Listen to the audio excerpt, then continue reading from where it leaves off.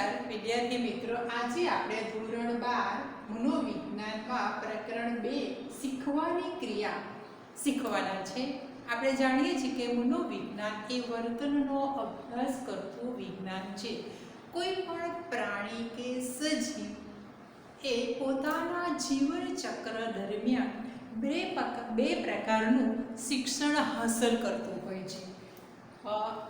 એક છે સાહજિક વર્તન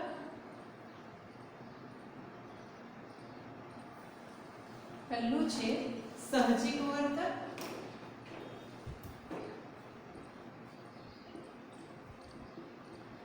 અને બીજું છે શિક્ષિત વર્તન।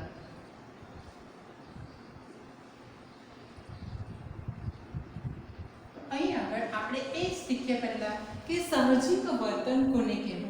સાહજિક વર્તન એટલે કોઈ પણ પ્રકારના પ્રયત્ન, મહાવરા કે અનુભવ વગર કોઈ પણ સજીવ કે માનવ, બાળક હોય કે અથવા કોઈ પ્રાણી હોય એ આપમેળે એમની જે કોઈ વર્તન કરે જેને આપણે સાહજિક વર્તન, દાખલા તરીકે કીડીનું ખોરાક માટે કણને ખેંચી જવું, ગાયના નાના બચ્ચા એટલે કે વાસરડાનો એ ગાયને વળગી રહેવું કે માનવ બાળનું જન્મતાની સાથે જ રડવું, જેને આપણે સાહજિક વર્તન તરીકે ઓળખાવીએ છીએ।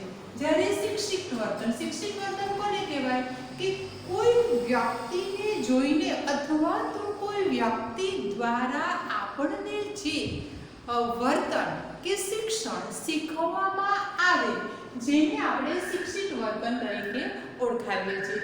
સાહજિક વર્તન એ બાળક અનુવંશમાં, વારસામાં કેટલાક ગુણો લઈને જન્મે છે અને શીખે છે, જ્યારે શિક્ષિત વર્તન મેળવવા માટે બાળકે કે સજીવે પ્રયત્ન કરવો પડતો હોય છે।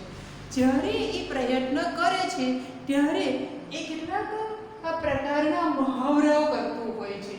એટલે અહીં આગળ તમને એક માર્કના પ્રશ્નની અંદર પૂછાય કે દરેક સજીવ પોતાના જીવન ચક્ર દરમિયાન કેટલા પ્રકારના વર્તન શીખે કે કરે છે। તો પહેલું છે સાહજિક વર્તન અને બીજું છે શિક્ષિત વર્તન। હવે સર્વપ્રથમ આપણે એ શીખવાના છે કે શિક્ષણની વ્યાખ્યા, શીખવું કોને કહેવાય। શીખવું અથવા બીજો શબ્દ કયો છે શિક્ષણ। કે શિક્ષણ એટલે શીખવું એટલે અનુભવ અને પ્રયત્ન કે મહાવરાથી વર્તનમાં થતો સાપેક્ષ કાયમી ફેરફાર। શીખવું એટલે, જો ખાસ વિદ્યાર્થી મિત્રો, શીખવાની કે શિક્ષણની વ્યાખ્યા છે કે અનુભવ, પ્રયત્ન, મહાવરાથી વર્તનમાં થતો સાપેક્ષ કાયમી ફેરફાર। આ વ્યાખ્યા આપી છે સીટી મોર્ગને। કોણે વ્યાખ્યા આપી છે? સીટી મોર્ગને। હવે પ્રસ્તુત વ્યાખ્યામાંથી મુખ્યત્વે 3 પ્રકારના મુદ્દાઓ ફલિત થાય છે। કેટલા પ્રકારના મુદ્દાઓ ફલિત થાય છે? 3। પહેલો મુદ્દો છે અનુભવ, મહાવરા કે પ્રયત્નનું પરિણામ। પહેલો મુદ્દો છે અનુભવ, મહાવરા કે પ્રયત્નનું પરિણામ। બીજું છે વર્તનમાં થતું પરિવર્તન। બીજું શું છે? વર્તનમાં થતું પરિવર્તન। અને છેલ્લો મુદ્દો છે સાપેક્ષ કાયમી ફેરફાર। પહેલા આપણે શીખીએ અનુભવ, મહાવરા કે પ્રયત્નનું પરિણામ। અનુભવ, મહાવરાની અંદર આપણે જોઈએ તો મોટા ભાગે આપણે જે કંઈ પણ શિક્ષણ સંપાદિત કરીએ છીએ, શીખીએ છીએ એ કોના દ્વારા? આપણા અનુભવ, પર્યાવરણના અનુભવ, મહાવરા, વારંવાર પ્રયત્ન કરીએ છીએ અને એને કારણે આપણે શીખી જતા હોઈએ છીએ। જ્યારે આપણે શીખીએ છીએ ત્યારે આપણા વર્તનમાં પરિવર્તન થાય છે। હવે આવું પરિવર્તન એ કેટલીક વાર પરિપક્વતા, કેટલીક વાર થાકને કારણે, કેટલીક વાર આપણને કોઈ રોગ થયો હોય એને કારણે, કેટલીક વાર ઈજા થવાને કારણે પણ થતું હોય છે। જો આવું થાય તો આપણે એને શીખવું કે શિક્ષણ તરીકે ઓળખાવી શકતા નથી। હવે દાખલા તરીકે બાળક 3-4 મહિનાનું થતાં જાતે જ પથારી પર ઊંધું પડતા શીખે, પથારીમાં પગ ભરાવીને ખસતા શીખે, તો એને આપણે રોજિંદી ભાષામાં બાળક ઊંધું પડતા શીખી ગયું કે પથારીમાં ખસતા શીખી ગયું એવું કહી શકીએ છીએ।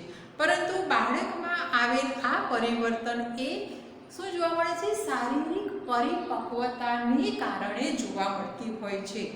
આથી મનોવિજ્ઞાનની અંદર આજે બાળક ઊંધું પડતા શીખી ગયું, બેસતા શીખી ગયું, ચાલતા શીખી ગયું, એ શિક્ષણને આભારી નથી કે એની અમુક ઉંમર થાય એટલે બાળક બેસતા શીખે, ઊભા રહેતા શીખે કે ચાલતા શીખી જતું હોય છે. પણ બાળક થોડું મોટું થતાં જે કેટલીક ક્રિયાઓ, બૌદ્ધિક ક્રિયાઓ જો શીખે તો આપણે એને શિક્ષણ તરીકે કે શું કહેવાય, અનુભવ, મહાવરા કે પ્રયત્નનું પરિણામ છે એવું કહી શકીએ છીએ. કેટલીક વાર બાળકમાં કેટલાક સ્નાયુઓમાં થતા ફેરફારને કારણે પણ કેટલીક વાર વર્તનમાં પરિવર્તન આવતું હોય છે. દાખલા તરીકે આપણે પડી ગયા હોય અને આપણને પગમાં વાગે કે કોઈ પણ શરીરના ભાગમાં વાગે અને એને કારણે આપણું ચાલવાનું બદલાઈ જાય તો એ શિક્ષણને આભારી છે એમ કહી શકાતું નથી. કારણ કે એ જે છે ચાલવાનું બદલાઈ જવું એ થોડા સમય પૂરતું, જ્યાં સુધી આપણને સારું થાય ત્યાં સુધી પૂરતું જ હોય છે. એટલે એ શિક્ષણને આભારી છે, શીખવાને આભારી છે એમ કહી શકાતું નથી. હવે જે વર્તનમાં થતું પરિવર્તન, વર્તનમાં થતું પરિવર્તન કોઈ પણ બાબતનું શિક્ષણ ત્યારે જ કહેવાય કે જ્યારે પહેલાં તે વર્તન હતું એમાં પરિવર્તન જોવા મળે. દાખલા તરીકે બાળકને જ્યારે પહેલી વાર સાયકલ ચલાવતા આવડતું જ ન હોય એટલે જેવું સાયકલ પર બેસે, ચલાવવાનો પ્રયત્ન કરે એટલે શું થાય છે, એ સાયકલ પરથી પડી જાય છે. આમ વારંવાર બાળક શું કરતો જાય, પ્રયત્ન કરતો જાય. જેમ જેમ પ્રયત્નોનું પ્રમાણ વધતું જાય, મહાવરાનું પ્રમાણ વધતું જાય તેમ બાળકના વર્તનમાં શું આવે છે, પરિવર્તન આવે છે. અને છેલ્લે જે સાપેક્ષ કાયમી ફેરફાર, સાપેક્ષ કાયમી ફેરફારની અંદર જોઈએ તો સામાન્ય રીતે આપણે લીધેલું મોટાભાગનું શિક્ષણ એ સ્થાયી અથવા લાંબા સમય સુધી ટકી રહેનારું હોય છે. અને એ સંદર્ભમાં આપણે જોઈએ કે કેટલીક વાર ઠાક, ઈજા કે કેફી દ્રવ્યોને કારણે અલ્પજીવી પ્રમાણમાં હંગામી ટૂંક સમય પૂરતું જો આપણે વર્તનમાં પરિવર્તન થાય તો એ પરિવર્તન એ માત્ર શિક્ષણને આભારી નથી. કોને આભારી નથી? શિક્ષણને આભારી નથી, પરંતુ એ પરિવર્તન શોર્ટ ટાઈમ પૂરતું હોવાથી આપણે એ કાયમી પરિવર્તન કહેવાતું નથી. પણ કાયમી પરિવર્તન એને કહેવાય કે આપણે ખૂબ જ મહાવરો કરીએ, આપણે પ્રયત્ન કરીએ અને શીખી જઈએ તો ત્યારે એ કાયમી પરિવર્તન શિક્ષણને આભારી છે એમ કહેવામાં આવે છે.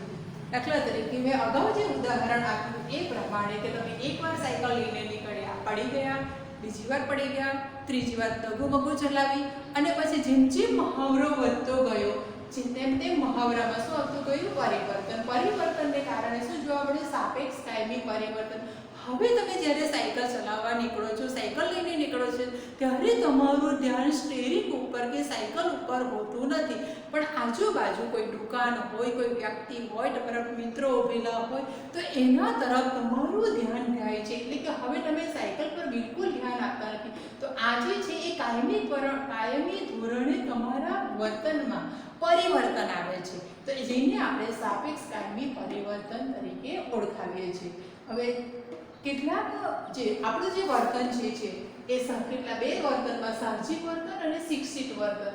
સાહજિક વર્તનમાં આપણને કોઈ મહાવરાની જરૂર પડતી નથી, જ્યારે શિક્ષિત વર્તનમાં આપણને આ ત્રણની જરૂર પડે છે. તો અહીં આગળ આ જે પ્રશ્નો છે કે શીખવાની કે શિક્ષણની વ્યાખ્યા આપી એમાંથી ફલિત થતા મુદ્દા સમજાવો. તો આ પ્રશ્ન આપણો રહ્યો. હવે બીજું છે શિક્ષણની તરાહો. આમ તો તમારી બુક્સની અંદર શિક્ષણની મુખ્યત્વે 4 તરાહો આપી છે, પણ છેલ્લી એક જે છે એ આપણે ઉમેરી દેવાની છે તમારી બુકની અંદર કે આંતરસૂઝ દ્વારા શિક્ષણ. તો શિક્ષણની મુખ્યત્વે 5 તરાહ છે. પહેલું છે અનુકરણ દ્વારા શિક્ષણ, બીજું પ્રયત્ન અને ભૂલ દ્વારા શિક્ષણ, ત્રીજું છે અભિસંધાન દ્વારા શિક્ષણ, ચોથું છે કારક અભિસંધાન દ્વારા શિક્ષણ અને છેલ્લું છે આંતરસૂઝ દ્વારા શિક્ષણ. પહેલું જે શિક્ષણ છે અનુકરણ દ્વારા શિક્ષણ. અનુકરણ દ્વારા શિક્ષણને આપણે મુખ્યત્વે મોડેલિંગ શિક્ષણ, સામાજિક શિક્ષણ એવા શબ્દ પણ લગાવી શકીએ છીએ. કેમ તો કે જ્યારે બાળક નાનું હોય ત્યારે સર્વપ્રથમ એના કુટુંબના સભ્યો, માતા પિતા, દાદા દાદી અથવા તો તમારા મિત્રો, શાળા, આ બધા કુટુંબીજનો પાસેથી અનુકરણ કરીને ઘણું બધું શીખતું હોય છે. હવે બાળકનો જન્મ કુટુંબમાં થાય છે, થોડું મોટું થતાં એના શેરીના મિત્રો, થોડું મોટું થતાં શાળાએ જાય છે, શાળાના મિત્રો. આ રીતે બાળક અનુકરણ કરીને ઘણું બધું શીખતું હોય છે. હવે બાળકનો ઉછેર એ કુટુંબમાં અને સમાજમાં થતું હોવાથી આ શિક્ષણને આપણે બીજું નામ આપીએ તો સામાજિક શિક્ષણ તરીકે પણ ઓળખવામાં આવે છે. બીજું નામ શું કહેવામાં આવે છે? સામાજિક શિક્ષણ. એટલે અનુકરણ દ્વારા શીખે છે એટલે એને મોડેલિંગ શિક્ષણ. અને એના માટે ત્રીજો શબ્દ છે જ્યારે બાળક આ બધું શીખતું હોય છે ત્યારે એ આજુબાજુના પર્યાવરણમાંથી શીખતું હોય છે, અનુકરણ કરીને શીખતું હોય છે. દાખલા તરીકે કોઈ બાળક પોતાના માતા પિતા સાથે સ્કૂટર પર કશે ગયું હોય અને પછી ઘરે આવે ત્યારે પોતાની સાયકલને શું કરે છે કે ત્યાં જ્યારે પેટ્રોલ પંપ એના પપ્પાએ પેટ્રોલ પુરાવ્યો હોય તો ઘરે આવીને પોતાની સાયકલમાં જાણે એવું કરે છે કે પેટ્રોલ પુરાવતો હોય એવી રીતે મૂકે છે, ખિસ્સામાંથી અમસ્તા જ પૈસા કાઢે છે, પૈસા આપવાનો પ્રયત્ન કરે છે. તો એ શું કરે છે? પોતાના પિતાનું અનુકરણ કરે છે.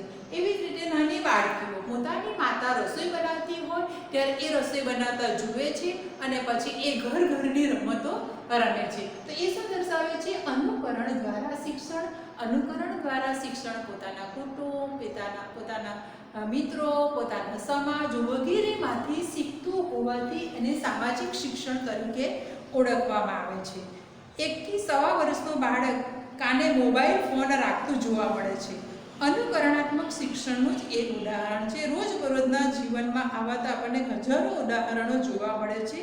બાળક પોતાના સમાજમાંથી અનુકરણ કરીને શીખતું હોવાથી મોટાભાગના બાળકો એ સામાજિક શિક્ષણ પ્રાપ્ત કરતા હોય છે. આજે આપણે જોઈએ તો નાની બાળકીઓ ટેલિવિઝન પર અનેક અભિનેત્રી તથા પ્રખ્યાત વ્યક્તિઓના ચોક્કસ પ્રકારના પ્રસાધનો કે ફેશનેબલ કપડાં વાપરતા જોઈને પોતે પણ એવા પ્રસાધનો કે કપડાં વાપરવાનો પ્રયત્ન કરે છે, જેને આપણે શું કહેવાય? અનુકરણ દ્વારા શિક્ષણ, સામાજિક શિક્ષણ અથવા તો નમૂનારૂપ શિક્ષણ એવું પણ કહેવામાં આવે છે. તો આ પહેલો પ્રકાર છે અનુકરણ દ્વારા શિક્ષણ.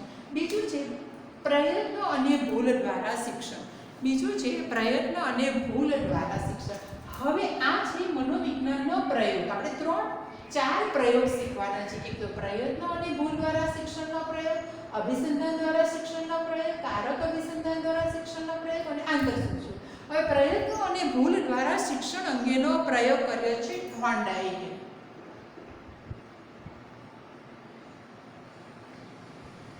પ્રયત્ન અને ભૂલ દ્વારા શિક્ષણનો પ્રયોગ કોણે કર્યો છે? થોર્નડાઇકે. થોર્નડાઇકે શિક્ષણની તરહને સમજાવવા માટે પ્રયત્ન અને ભૂલ દ્વારા શિક્ષણ ઉપર ભાર મૂક્યો છે. એમણે એવું દર્શાવ્યું કે અમેરિકન મનોવૈજ્ઞાનિક છે થોર્નડાઇકે એક સમસ્યા પેટીની રચના કરી અને એ સમસ્યા પેટીની રચના એવી કરવામાં આવી હતી કે જેમાં આવેલ એક કળ દબાવતા પેટીના દરવાજો ખુલી જાય. થોર્નડાઇકે પ્રયત્ન અને ભૂલ દ્વારા શિક્ષણ અંગેનો પ્રયોગ કરવા માટે શું બનાવી? એક પેટી બનાવી. એ પેટીની અંદર એવી રચના કરવામાં આવી હતી કે જો શું કહેવાય? કળ દબાય તો દરવાજો ખુલી જાય. હવે આ સમસ્યા પેટીમાં થોર્નડાઇકે એક ભૂખી બિલાડીને પૂરી.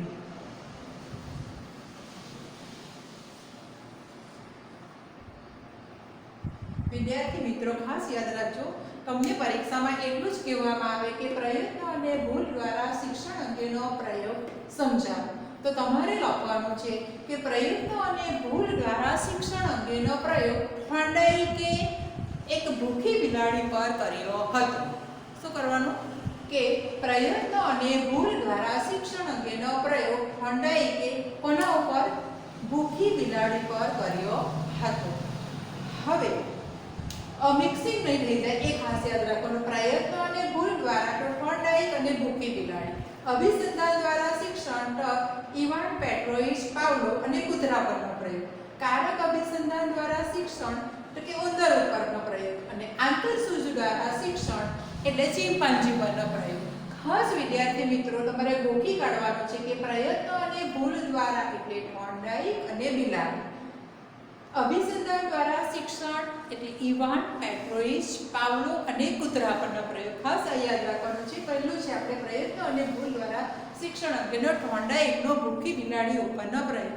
હવે વિદ્યાર્થી મિત્રો એ જાણવું યાદ રાખવું જરૂરી છે કે કોઈ પણ પ્રયોગ કરતા પહેલા કોઈ પણ સજીવ હોય, એ માનવ સજીવ હોય કે પ્રાણી સજીવ હોય, તો એને ભૂખ્યું રાખવું પડે. કેમ કે જો ખાઈ પીને મદ મસ્ત હોય તો એ કોઈ પ્રતિક્રિયા કરવાનું નથી. પણ જો કોઈ સજીવ ભૂખ્યું હોય તો જ એ ખોરાકની શોધ કરશે અથવા કોઈ પણ પ્રતિક્રિયા કરશે. તરસ લાગી તો પાણીની શોધ કરશે, ભૂખ લાગી તો ખોરાકની શોધ કરશે. એટલે કોઈ પણ સજીવ પર પ્રયોગ કરતા પહેલા એ સજીવને શું રાખવામાં આવે છે? ભૂખ્યું રાખવાનું છે. તો અહીં આગળ થોર્નડાઇકે બિલાડીને કેવી રાખી છે? ભૂખી બિલાડીને ભૂખી રાખી છે. તો સર્વપ્રથમ સમસ્યા પેટીની બહાર બિલાડીને દેખાય એ રીતે એ ખોરાક મૂકવામાં આવ્યો હતો. સ્વાભાવિક રીતે જ બિલાડી ખોરાક મેળવવા માટે સમસ્યા પેટીની અંદર આમથી તેમ આંટા મારે છે. ઘણી જગ્યાએથી એ સમસ્યા પેટીમાંથી બહાર નીકળવા માટે પ્રયત્ન કરે છે. એ આંતેમાં શું કરે છે? એના પંજા મારે છે, શું કહેવાય, એની સમસ્યા પેટીને ખેંચે છે. પેટીની બહાર નીકળવા માટે ખૂબ પ્રયત્ન કરવા છતાં પણ બિલાડીને સફળતા મળતી નથી. આથી ફરી એના એ જ પ્રયાસો ચાલુ રાખ્યા, જેમાં અચાનક જ એનો પંજો સમસ્યા પેટી ખુલવાના કળ ઉપર પડ્યો. શું થાય છે? અચાનક જ બિલાડીનો પંજો એ શું થાય છે? એક કળ ઉપર પડે છે. અને કળ પર પંજો પડવાથી કે કળ દબાવવાથી શું થશે? કળ દબાવવાથી એ બારણું કે દરવાજો ખુલી જાય છે. અને ભૂખી બિલાડી એ દરવાજો ખુલતા જ આકસ્મિક રીતે જ એને કોઈ સમજણ પડતી નથી કે કળ દબાવવાથી દરવાજો ખુલી ગયો. એટલું જ નહીં, આ કળ દબાવવાથી દરવાજો ખુલશે એવો પણ એને ખ્યાલ હોતો નથી. એથી જ બિલાડીને ફરીથી સમસ્યા પેટીમાં મૂકવામાં આવે ત્યારે પહેલાં જેવા જ વ્યર્થ પ્રયત્નો કરે છે. એટલે કળ દબાવવો અને દરવાજો વચ્ચેના સંબંધની સમજ એના પ્રથમ પ્રયત્ને, બીજા પ્રયત્ને, ત્રીજા પ્રયત્ને એને ખબર પડતી નથી. પણ જેમ શું કરે છે? થોર્નડાઇક વારંવાર આ એકની એક ભૂખી બિલાડી પર પ્રયોગ ચાલુ રાખે છે. ત્યારે ધીમે ધીમે બિલાડીને ખબર પડે છે. પહેલા પ્રયત્ને ખબર પડતી નથી, બીજા પ્રયત્ને પણ આવા નિરર્થક પ્રયત્નો કરે છે, ત્રીજા પ્રયત્ને પણ નિરર્થક પ્રયત્નો કરે છે. જેમ જેમ પ્રયત્નનો પ્રમાણ વધતું જાય છે તેમ ભૂલનું પ્રમાણ ઘટતું જાય છે. એટલે પ્રસ્તુત પ્રયોગમાં આપણને એ જોવા મળે છે કે જ્યારે છેલ્લો પ્રયત્ન 24મા પ્રયત્નમાં, થોર્નડાઇક છેલ્લો પ્રયત્ન 24મા પ્રયત્નમાં 24 પ્રયત્ન પછી બિલાડી પર જ્યારે પ્રયોગ કરવામાં આવ્યો ત્યારે આ છેલ્લા પ્રયત્નમાં બિલાડી શું કહેવાય, તરત જ 24મા પ્રયત્નમાં બિલાડી પાંજરામાં મૂકતાની સાથે જ કળ દબાવીને બહાર નીકળવા માટે ખૂબ જ પાવરથી બની ગઈ હતી. તો એ દર્શાવે છે કે જે પ્રયત્નો વધતા જાય તેમ ભૂલનું પ્રમાણ ઘટતું જાય છે અને એને કારણે કોઈ પણ સજીવ તરત જ પ્રતિક્રિયા શીખી જાય છે. તો આ છે ખાસ યાદ રાખવા જેવું કે પ્રયત્ન અને ભૂલ દ્વારા શિક્ષણ અંગેનો થોર્નડાઇકનો ભૂખી બિલાડી ઉપરનો પ્રયોગ.